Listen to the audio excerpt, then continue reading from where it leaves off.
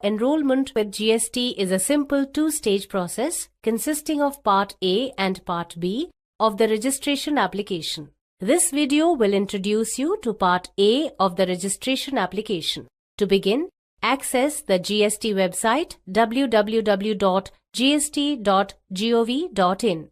From the home page, open the Services menu, click the Registration category and select New Registration option. Note that the fields marked with a red color dot are mandatory fields.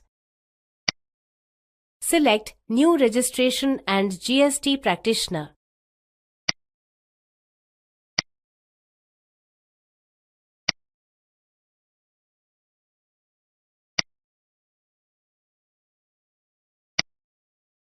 Provide your basic information,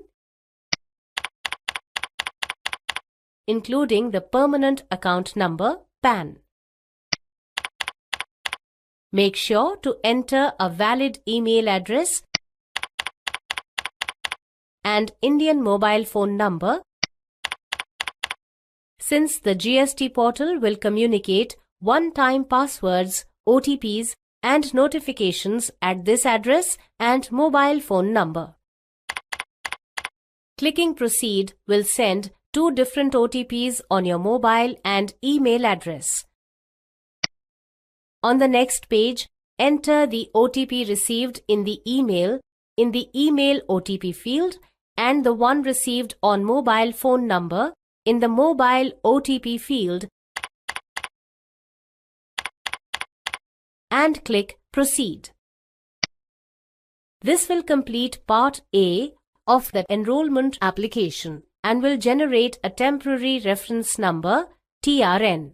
Note down this TRN to fill the Part B of the enrollment application. Click Proceed. Enter the TRN that was generated on submitting Part A of the registration application. Enter the CAPTCHA as usual and click Proceed. This will trigger an OTP. Enter the OTP received and proceed further. Notice the status of the registration application shows as draft. Go ahead and click the edit icon.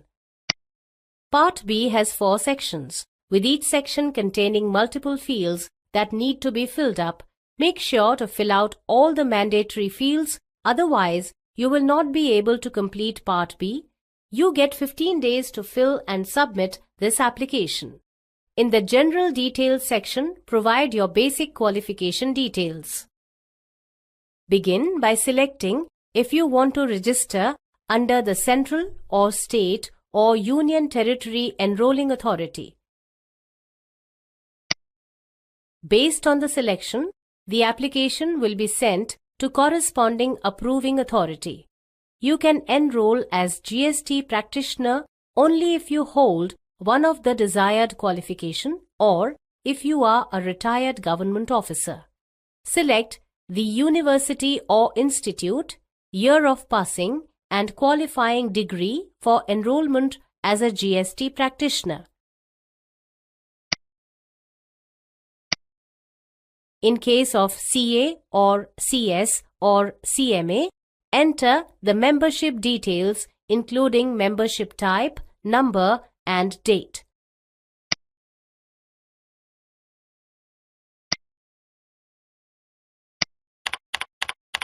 Upload a document supporting your qualification or proof of you being a retired government officer. Make sure the document is in PDF or JPEG format and of size up to 100 KB. Click Save and Continue to save this information. Notice the General Details section's color has now changed to blue and also has a tick on it indicating the section is filled. You can now navigate to any section of the application and start filling the application. In the Applicant Details section, enter the personal information like name, date of birth, father's name, gender, permanent account number, PAN, Aadhaar, and landline number. Notice the mobile phone number and email address are pre-filled as entered in the Part A of the application.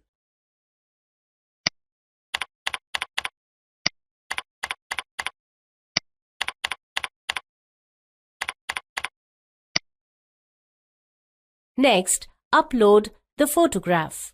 Make sure the photograph is in JPEG format and size is less than 100 KB. Click the Save and Continue button.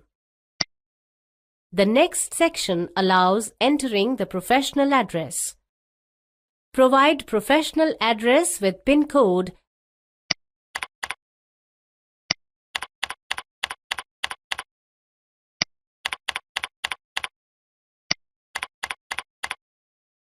and upload necessary proof of address. Make sure the document is in PDF or JPEG format and size is less than 1 MB. In case the professional address is neither on rent nor own premise, select the consent letter option and upload a no objection certificate (NOC) from the owner of the premises.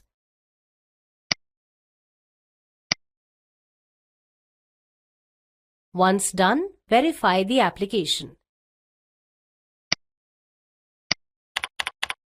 You can submit the application using PAN-based Class 2 or 3 Digital Signature Certificate (DSC), but before submitting the application using DSC, the DSC needs to be registered using the Register DSC service on the portal.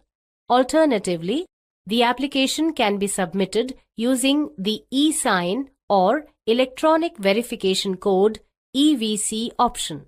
Both these services are Aadhaar-based service and require you to have the mobile phone number registered with the Aadhaar database handy. In case of EVC, you will need to enter the OTP for authentication.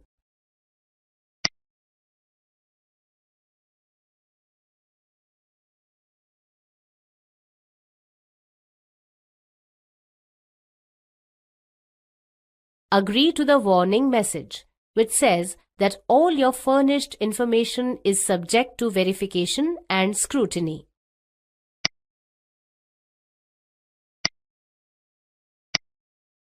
Upon successfully submitting Part B of the registration application, an Acknowledgement Reference Number (ARN) will be sent on your mobile phone number and email address. It's that simple.